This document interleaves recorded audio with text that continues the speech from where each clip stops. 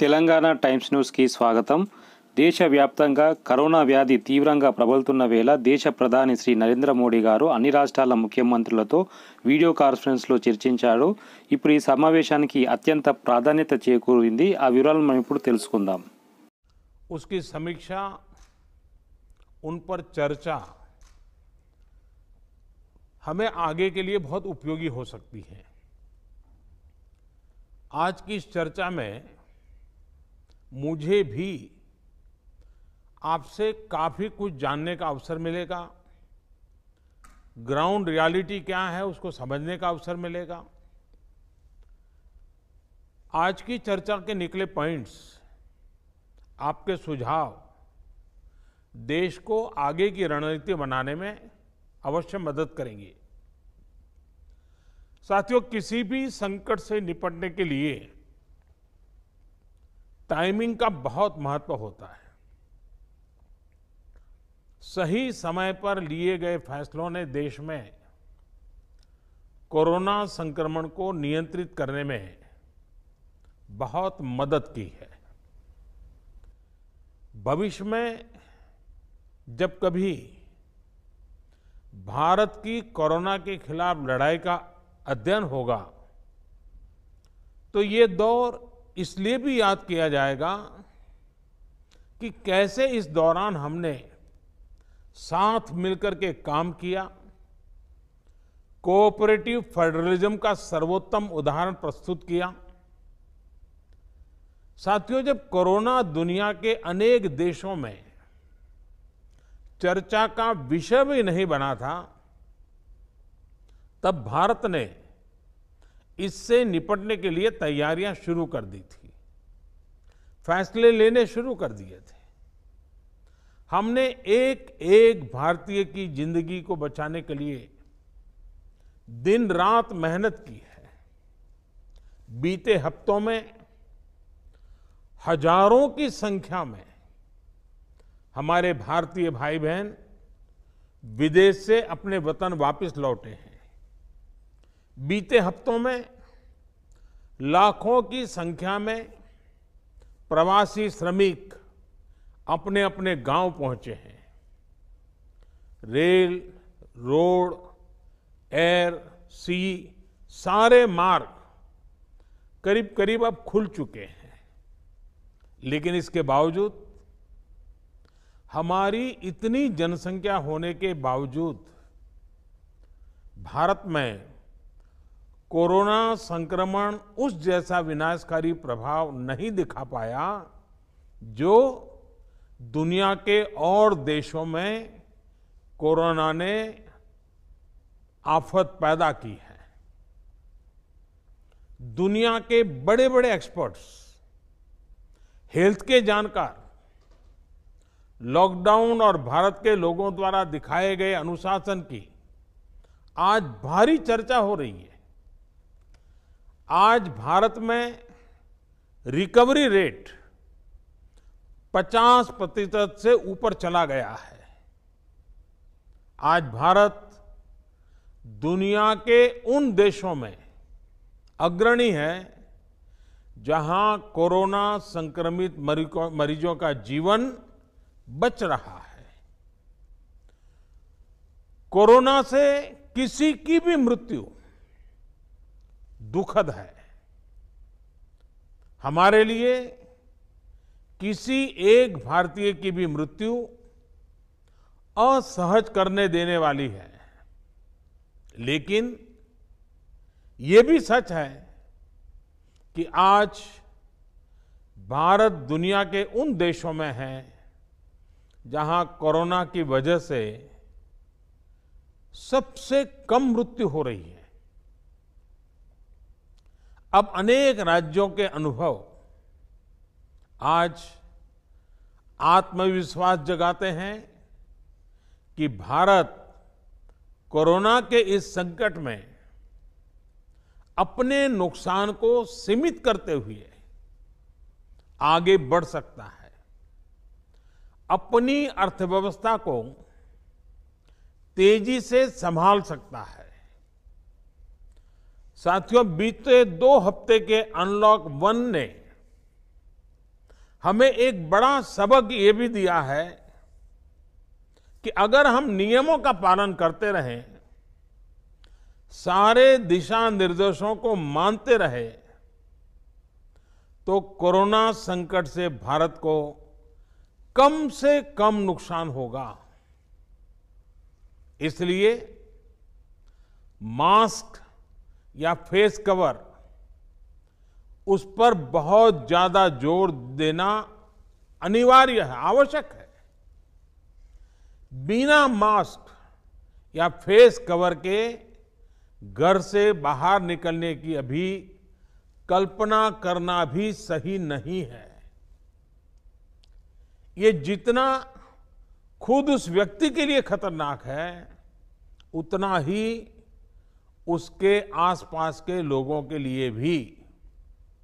इसलिए 2 गज की दूरी का हमारा मंत्र हो, दिन में कई बार 20-20 सेकंड के लिए साबुन से हाथ धोने की बात हो, सैनिटाइजर का इस्तेमाल हो, ये सभी बहुत गंभीरता से किए जाने चाहिए। खुद की सुरक्षा के लिए, परिवार की सुरक्षा के लिए, विशेषकर घर के बच्चों और बुजुर्गों की सुरक्षा के लिए ये बहुत जरूरी है। अब तक लगभग सारे ऑफिसेस खुल चुके हैं। प्राइवेट सेक्टर में भी लोग ऑफिस जाने लगे हैं। बाजारों में, सड़कों पर भीड़ बढ़ने लगी है। तो ये सारे उपाय ही कोरोना को तेजी से फैलने से रोकने में मददगार होंगे। थोड़ी सी भी लापरवाही, थोड़ी सी भी ढिलाई, अनुशासन में कमी कोरोना के खिलाफ हम सभी की लड़ाई को कमजोर करेगा। और इतने दिनों की जो तपस्या है, उस पर पानी फिर जाएगा। हमें इस बात का हमेशा ध्यान रखना है कि हम कोरोना को जितना रोक पाएंगे, उसका बढ़ना जितना रोक पाएंगे, उतना ही हमारी अर्थव्यवस्था खुलेगी, हमारे दफ्तर खुलेंगे, मार्केट खुलेंगे, ट्रांसपोर्ट के साधन खुलेंगे और उतने ही रोजगार के नए अवसर भी बनेंगे। साथियों, आने वाले दिनों में अलग अलग राज्यों में इकोनॉमिक एक्टिविटी का जिस तरह विस्तार होगा, उससे मिले अनुभव दूसरे राज्यों को भी बहुत लाभ पहुंचाएंगे। बीते कुछ हफ्तों के प्रयासों से हमारी अर्थव्यवस्था में ग्रीन शूट्स दिखने लगे हैं। पावर कंजम्पशन जो पहले घटता जा रहा था, वो अब बढ़ना शुरू हुआ है। इस साल मई में फर्टिलाइजर की सेल बीते साल मई की अपेक्षा 2 गुनी हुई है। इस बार खरीफ की बुआई बीते साल की अपेक्षा करीब 12-13% ज्यादा हुई है।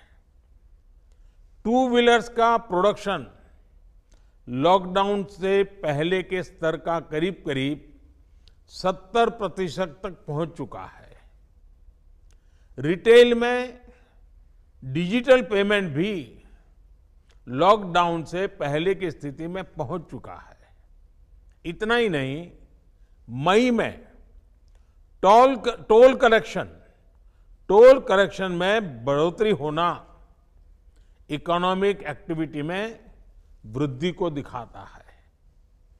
लगातार 3 महीने तक एक्सपोर्ट में कमी के बाद जून में एक्सपोर्ट फिर से बाउंस बैक करके पिछले साल के प्री कोविड पीरियड में पहुंच गया है। ये तमाम संकेत है जो हमें प्रोत्साहित कर रहे हैं, आगे बढ़ने के लिए प्रेरित कर रहे हैं। साथियों, आप में से अधिकतर राज्यों में एग्रीकल्चर, हॉर्टिकल्चर, फिशरीज और एमएसएमईज का हिस्सा बहुत बड़ा है। आत्मनिर्भर भारत अभियान के तहत बीते कुछ दिनों से इन तमाम सेक्टर्स के लिए अनेक प्रावधान किए गए हैं। एमएसएमईज को सपोर्ट करने के लिए अनेक फैसले हाल में लिए गए हैं। समयबद्ध तरीके से एमएसएमईज को बैंक से क्रेडिट दिलाने का प्रयास हो रहा है। 100 करोड़ रुपए तक के टर्नओवर वाले उद्योगों को 20% अतिरिक्त क्रेडिट के ऑटोमेटिक इंक्रीज का लाभ दिया गया है। अगर हम बैंकर्स कमिटीज के माध्यम से ये सुनिश्चित करेंगे कि उद्योगों को तेजी से क्रेडिट मिले, तो वो जल्द से जल्द काम शुरू कर पाएंगे, लोगों को रोजगार दे पाएंगे। साथियों, हमारे यहां जो स्मॉलर फैक्ट्रीज हैं, उन्हें गाइडेंस की, हैंड होल्डिंग की बड़ी जरूरत है। मुझे पता है आपके नेतृत्व में इस दिशा में काफी काम हो रहा है। ट्रेड और इंडस्ट्री अपनी पुरानी रफ्तार पकड़ सके, इसके लिए वैल्यू चेंज पर भी हमें मिलकर काम करना होगा। राज्यों में जहां कहीं भी स्पेसिफिक इकोनॉमिक एक्टिविटी पॉइंट्स हैं, वहां 24 घंटे काम हो, सामानों की लोडिंग अनलोडिंग तेजी से हो, एक शहर से दूसरे शहर तक सामान जाने में स्थानीय स्तर पर किसी तरह की दिक्कत ना हो, तो इकोनॉमिक एक्टिविटी और तेजी से बढ़ेगी। साथियों, किसान के उत्पाद की मार्केटिंग के क्षेत्र में हाल में जो रिफॉर्म्स किए गए हैं, उससे भी किसानों को बहुत लाभ होगा। इससे किसानों को अपनी उपज बेचने के लिए नए विकल्प उपलब्ध होंगे, उनकी आय बढ़ेगी और खराब मौसम के कारण, स्टोरेज के अभाव के कारण उनको जो नुकसान होता था, उसे भी हम कम कर पाएंगे। जब किसान की आय बढ़ेगी तो निश्चित रूप से डिमांड भी बढ़ेगी और राज्य की अर्थव्यवस्था की गति भी बढ़ेगी। विशेष तौर पर नॉर्थ ईस्ट और हमारे आदिवासी इलाकों में फार्मिंग और हॉर्टिकल्चर, इसके लिए अनेक अवसर बनने वाले हैं। ऑर्गेनिक प्रोडक्ट्स हो, बाम्बू प्रोडक्ट्स हो, दूसरे ट्राइबल प्रोडक्ट्स हो, उनके लिए नए मार्केट का द्वार खुलने वाला है। लोकल प्रोडक्ट के लिए जिस क्लस्टर बेस्ड रणनीति की घोषणा की गई है, उसका भी लाभ हर राज्य को होगा। इसके लिए जरूरी है कि हम हर ब्लॉक, हर जिले में ऐसे प्रोडक्ट्स की पहचान करें जिनकी प्रोसेसिंग या मार्केटिंग करके एक बेहतर प्रोडक्ट हम देश और दुनिया के बाजार में उतार सकते हैं। साथियों, बीते दिनों आत्मनिर्भर भारत अभियान के तहत जितनी भी घोषणाएं की गई हैं, वो एक निश्चित समय सीमा के भीतर जमीन पर उतरे, इसके लिए हमें एकजुट होकर काम करना है। इस पृष्ठभूमि में कोरोना से लड़ाई और इकोनॉमिक एक्टिविटी से जुड़े आपके जो सुझाव हैं, जो तैयारियां हैं, वो जानने के लिए मैं बहुत उत्सुक हूं और मुझे पक्का विश्वास है कि अनुभव के आधार पर आपकी जो बातें आएगी, वो आने वाले रणनीति बनाने में बहुत काम आएगी। मैं गृह मंत्री जी से आग्रह करता हूं कि वे आगे की चर्चा का संचालन करें